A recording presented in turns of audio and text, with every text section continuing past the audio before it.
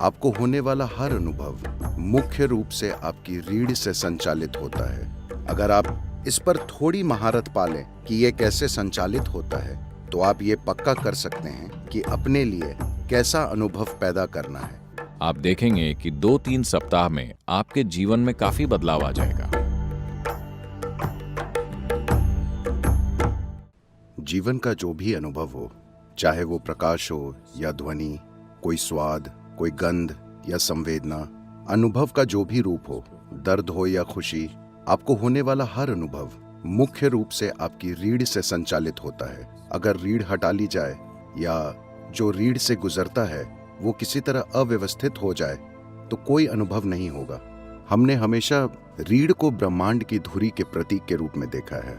मुख्य रूप से आप ब्रह्मांड को सिर्फ अपने अनुभव के संदर्भ में ही जानते हैं। उसे जानने का कोई और तरीका नहीं है। आप अपने अनुभव के संदर्भ के बिना दुनिया में कुछ नहीं जानते। हाँ, आप समझे मैंने क्या कहा? आपके अंदर जो हो रहा है उसी से आप जानते हैं या आप सोचते हैं कि आप जानते हैं, क्योंकि आप अस्तित्व को सिर्फ अपने अनुभव के संदर्भ में ही जानते हैं और आपके अनुभव का आधार वो है जो अभी आपकी रीढ़ से संचालित हो रहा है। तो रीढ़ को ब्रह्मांड की धुरी के रूप में देखा जाता है। आज हम जानते हैं कि पूरा सौर मंडल एक छोटी सी बूंद है इस ब्रह्मांड में। कल सुबह अगर ये पूरा सौर मंडल गायब हो जाए तो कोई बड़ा खालीपन नहीं होगा, बस एक छोटा सा खाली स्थान होगा। बाकी ब्रह्मांड उस पर ध्यान भी नहीं देगा। ये इतना महत्वहीन है। इसलिए योग में वे एक अलग आयाम तक गए और कहा, आपकी रीढ़ ब्रह्मांड की धुरी है। वे इसलिए नहीं कहते क्योंकि वे मानते हैं कि आप ब्रह्मांड के बीच में मौजूद हैं, बल्कि इसलिए क्योंकि आप सिर्फ अपने अनुभव के आधार पर ही ब्रह्मांड को जान सकते हैं और आपके अनुभव का आधार आपकी रीढ़ में है। अगर कोई इंसान वास्तव में चाहता है कि इस धरती पर अपने अनुभव की प्रकृति को 100% तय करे, तो रीढ़ पर थोड़ी महारत हासिल करना जरूरी हो जाता है। जो इंसान अपने अनुभव की प्रकृति हर हाल में तय करता है, वही अपने जीवन की पूरी क्षमता खोजने का साहस करेगा, क्योंकि वो किसी भी चीज में कदम रखने से नहीं हिचकिचाएगा।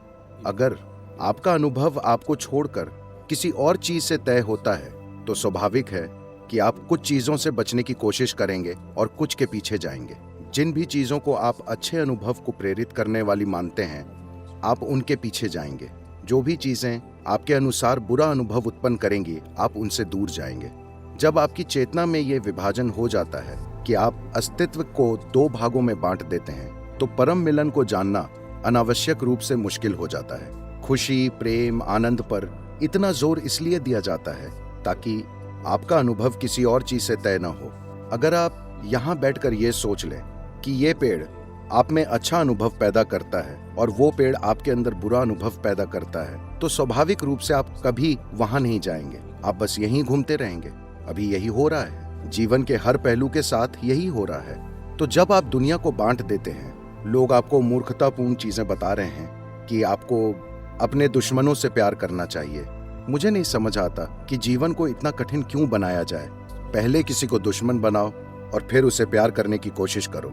ये बहुत मुश्किल है। क्या ये बहुत मुश्किल नहीं है? अगर आप उसे दुश्मन न बनाएं तो ये आसान होगा।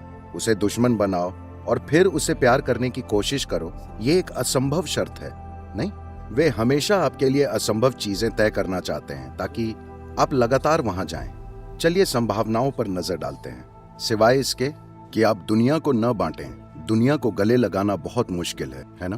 अपनी चेतना में अगर आप बांट देते हैं कि ये मेरा है, ये मेरा नहीं है, तो हर चीज को अपनाने की कोशिश बहुत मुश्किल है। या तो सब कुछ मेरा है या कुछ भी मेरा नहीं है, ये ठीक है। कुछ भी मेरा नहीं है, ये एक मार्ग है, ये ठीक है।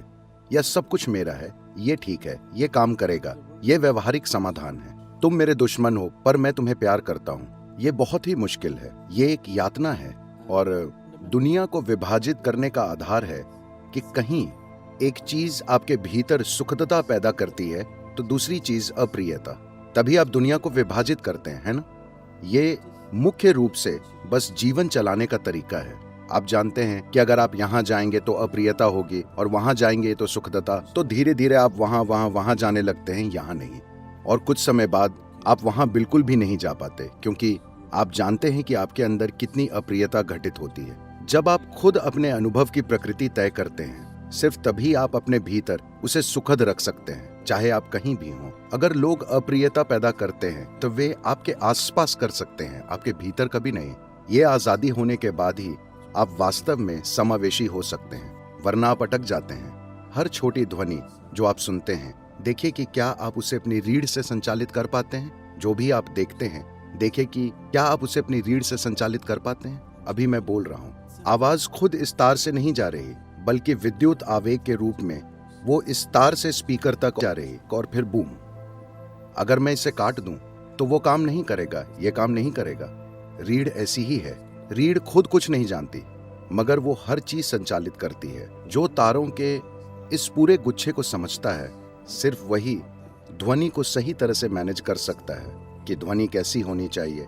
हमें कुछ परेशानियां हुई हैं क्योंकि बहुत सारी तारें हैं। जब आप वहां मौजूद हर एक तार को समझते हैं, तभी आप ध्वनि को ठीक उस तरह मैनेज कर सकते हैं जैसा आप चाहते हैं, वरना बीच में कई सारी चीजें हो जाएंगी।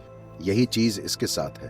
अगर आप इस पर थोड़ी महारत पालें कि यह कैसे संचालित होता है, तो आप ये पक्का कर सकते हैं कि अपने लिए कैसा अनुभव पैदा करना है, वरना सब कुछ संयोगवश होगा। जब आपके जीवन का अनुभव ही संयोग से घटित होता है, जब आपके अस्तित्व का तरीका ही संयोग से तय होता है, अगर आप यहाँ संयोग से मौजूद हैं, तो ये एक हो सकने वाली आपदा की तरह है। सिर्फ ये डर कि मेरे साथ क्या होगा, मेरे साथ क्या होगा, सब कुछ नष्ट कर देता है। इंसान की सुंदरता और गरिमा पूरी तरह खो जाएगी अगर मेरे मन में क्या होगा का डर बैठ जाए। जानवर काफी ठीक रहते हैं। एक लालच है। बहुत से दार्शनिक जंगल गए और शांत और सौम्य नहीं कह सकते, जानवरों का शांत प्राकृतिक जीवन देखा। लोग इससे काफी आकर्षित हुए हैं और उन्होंने जंगल जाने और बिल्कुल उनकी तरह जीने की कोशिश की। सरल। ये आकर्षण बहुत बड़ा है मानव समाजों की उथल पुथल के कारण, मगर आपको ये समझना होगा कि ये कभी कारगर नहीं होगा, क्योंकि किसी जानवर में शांति की भावना बेखबरी के एक स्तर, अचेतनता के एक स्तर से आती है। आप वहां नहीं जा सकते, जो चाहे कर लें, जो चाहे कर लें। आप एक जानवर की अचेतन प्रकृति में वापस नहीं जा सकते। प्रकृति ने आपको चेतनता के इस स्तर तक धकेला है। आप चाहे जितनी कोशिश कर लें, आप कोशिश करके चेतन हो सकते हैं, आप कोशिश करके अचेतन नहीं हो सकते। कृपया ध्यान दीजिए, कम से कम आपका इतना ध्यान प्रकृति ने रखा है कि आप सिर्फ आगे जा सकते हैं, न कि पीछे।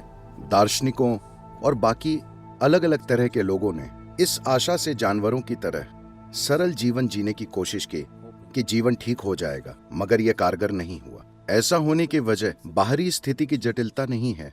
वजह यह है कि हम अपने अनुभव की प्रकृति को अपने अंदर तय नहीं कर रहे हैं। आप सिर्फ अपने मन में, अपने शरीर में, अपनी भावनाओं में या अपनी ऊर्जाओं में योग कर सकते हैं, या बस अपने बैठने और खड़े होने के तरीके से आप योग कर सकते हैं। अपने दफ्तर में जब आप बैठें तो एक निश्चित तरीके से बैठें।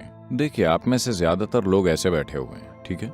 आपको समझना चाहिए कि विकास की प्रक्रिया में जो बुनियादी बदलाव हुए, विकास क्रम में ये महत्वपूर्ण चरण आए। रीढ़ नहीं थी पर विकसित हो गई। इसका अर्थ है कि हमारा न्यूरोलॉजिकल सिस्टम अधिक जटिल और व्यवस्थित हो गया, तो एक ढांचा जरूरी हो गया। विकास की प्रक्रिया में एक और अहम प्रगति ये हुई कि रीढ़ क्षैतिज से सीधी खड़ी हो गई। बड़ा बदलाव। रीढ़ के सीधा होने के बाद ही मस्तिष्क का ये फूल विकसित हुआ। तब तक ये छोटा सा था। तो आपकी बुद्धिमानी के मुख्य कारण है वो न्यूरोलॉजिकल विकास जो आपकी रीढ़ के अंदर हुआ और रीढ़ की सीधी प्रकृति। आप सिर्फ इतना योग करें, जहां भी आप बैठें, चेतनता में अपनी रीढ़ सीधी रखकर बैठें। अगर आपके कंधे दुखते हैं क्योंकि वो मजबूत नहीं है, तो उन्हें सहारा दें। बस जब भी संभव हो इस तरह बैठें। कम से कम दिन में 3 घंटे सजग रहें, सिर्फ ऐसे बैठें। आप देखेंगे कि आपकी कई चीजें बदल जाएंगी। सिर्फ मुद्रा नहीं, जिस तरह आप सोचते, महसूस करते और जीवन को अनुभव करते हैं, वो धीरे धीरे बदलने लगेगा, सिर्फ इसलिए क्योंकि आप ऐसे बैठे हैं, न कि ऐसे। लेकिन आज आपके सारे फर्नीचर का डिजाइन अमेरिका से आता है, जिस पर बैठकर आप कुशन में घुस जाते हैं। देखिए, एक मांसपेशियों और अस्थिपंजर का आराम होता है और एक भीतरी अंगों का आराम होता है। उदाहरण के लिए, आप ऐसे बैठे हैं, अभी अभी आप खाकर आए और आपको ऐसे बैठने का मन हुआ।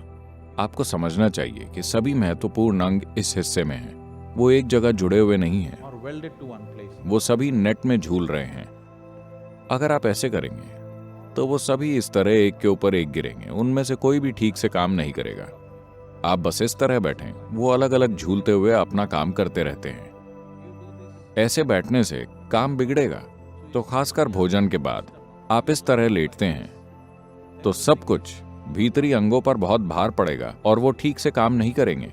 तो योग हमेशा अंगों के आराम पर ध्यान देता है, क्योंकि आपकी बुनियादी सेहत, आप कितना लंबा जीते हैं और आपका सिस्टम कैसे काम करता है, ये इन अंगों के स्त्रावों और काम पर निर्भर है। इसीलिए अपनी रीढ़ को सीधा रखिए, अपने दफ्तर में ऐसे बैठिए। आप देखेंगे कि 2-3 सप्ताह में आपके जीवन में काफी बदलाव आ जाएगा। इतना योग तो आप कर सकते हैं।